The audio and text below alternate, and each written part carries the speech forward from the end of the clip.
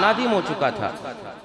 اس نے کہا تھا رب کریم تو معاف فرمانے والا ہے، رب کریم تو بخشنے والا ہے، میرے التجاؤں کو قبول فرما لے، یا اللہ میرے گناہوں کو معاف فرما دے، تیرے بغیر سہارا کوئی نہیں، تیرے بغیر امید کوئی نہیں۔ سارے رشتے ٹوٹ گئے، سارے ناطے ٹوٹ گئے، سارے دوست دور ہو گئے، آج ماں دور ہے، بیٹی دور ہے، بھائی دور ہے، عزیز دور ہے۔ الہی تو سننے والا ہے، تو سمیع و بصیر ہے، تو علیم و خبیر ہے۔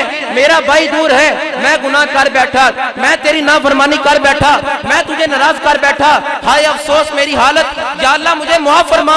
میں تلاوت قرآن نہ کر سکا، میں تجھے راضی نہ کر سکا، میں شب توبہ محفل میں آ کر الہی اشکباری نہ کر سکا، میں مسجد جا کر نماز نہ پڑھ سکا، میں تیرے حقوق پورے نہ کر سکا، میں ہمسایوں کو ناراض کرتا رہا، میں نمازیوں کو ناراض کرتا رہا، میں اپنے محلے کے عالم کو ناراض کرتا رہا۔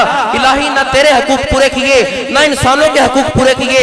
میں شب توبہ سے غافل، میں تلاوت قرآن سے غافل، میں ورد و وظائف سے غافل، میں نوافل سے غافل۔ الہی آج تو مجھے بخش دے، آج میری مغفرت فرما دے، آج مجھے معاف فرما دے۔ تیرے بغیر میری سننے والا کوئی نہیں، آج تیرے بغیر میری آس کوئی نہیں پوری کرے گا۔ رب کریم فرماتا ہے یہ الفاظ تم صادر کرنا، میں تیرے گناہوں کو معاف فرما دوں گا۔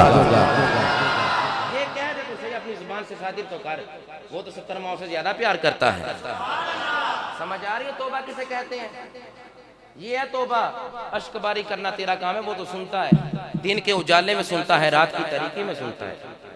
وہ تو کہتا ہے اجیب دعوت الداعی اذا دعان، تو مجھ سے طلب کر، مانگ۔ انسان تو مانگ تو صحیح، دیکھ میں تجھے کس طرح نوازتا ہوں۔ تو حضرت لقمان نے بیٹوں کو کہا موت کے وقت سے پہلے پہلے توبہ کر لو۔ یہ موت اچانک آئے گی، بتا کر نہیں آئے گی، اس وقت سے پہلے پہلے توبہ کرو۔ اور اس پر تیسری بات سنیے،